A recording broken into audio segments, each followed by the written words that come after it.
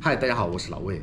今天老魏和大家聊聊就越南电商直播带货这个话题。大家都知道，印度尼西亚、印度、马来西亚、越南成为亚洲禁止电商直播带货的国家。那越南其实它现在没有完全禁止电商直播带货，它现在还是可以进行电商直播带货，只不过是越南有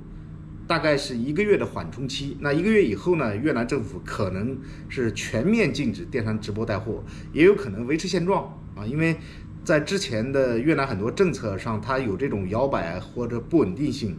那现在没有正式的通知下发之前呢，我们还不能够下结论。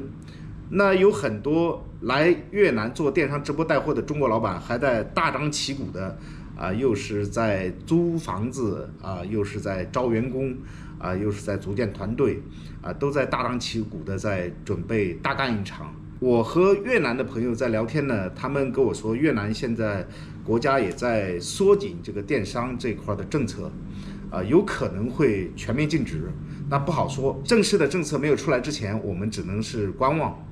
那我们从越南的经济来看，其实越南现在做电商直播呢，还有点过早越南和中国的国情呢是有不同的，越南的国家经济还是以地摊经济和这个实体经济为主，包括越南的物流，它也是跟不上电商的要求，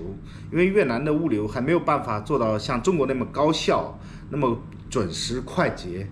那在越南呢，实际上想把这个电商做好，还有很长一段的路要走。那老魏是在越南走过了很多地方，越南的交通我们都知道非常非常的差。那有时候在大城市非常堵，那小城市偏远的地方呢，道路又不好，它只能摩托车来配载货。那摩托车配载，摩托车可能只能带个70-80件货。那中国的送货的小哥呢，一次可以带几百个货，甚至更多。这个劳动效率上是不可同日而语的。越南的这个物流呢，就决定了越南的电商不可能像中国那样发展的非常快。中国的电商经济实际上对实体经济造成了非常大的影响，可能别的国家也能看到这种影响。但是对越南来讲呢，越南的很多商品，特别是小商品，它是从中国进口，越南当地是很少生产，或者说很多是没有生产的。那在马来西亚、印度尼西亚这些国家呢，正好相反，他们是自己的国家有这样的生产的厂家，但是生产成本比较高。那中国的小商品过去以后呢，它是对当地的小商品形成一个非常大的冲击。那这些国家呢，如果不制定这些政策的话，他们国家的实体经济可能会受到非常非常大的影响这也是这些国家不得不来制定出这种限令的一个主要原因吧。当然了，电商呢，直播带货这一块的，它是有利有弊的。那有利的地方是很明显，对吧？我们在购物的时候就非常方便，在网上看看视频，这个商品不错，我们就可以下单购买，非常非常便捷，解决了我们在繁忙的工作中更容易就是买到这个日常生活的一些必需品，节约了大量的时间。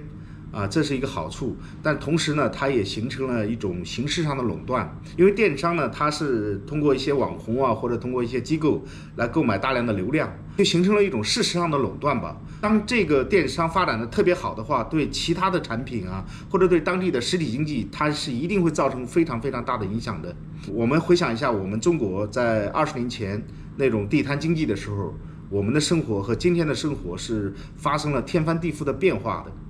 那对于电商的优劣，老魏就不做评说这个每个人都有自己的判断。您觉得是禁止电商直播带货好呢，还是鼓励电商直播带货好呢？这是一个话题，我们可以在评论区聊一聊。好，本期的视频就到这里，感谢您的欣赏，拜拜。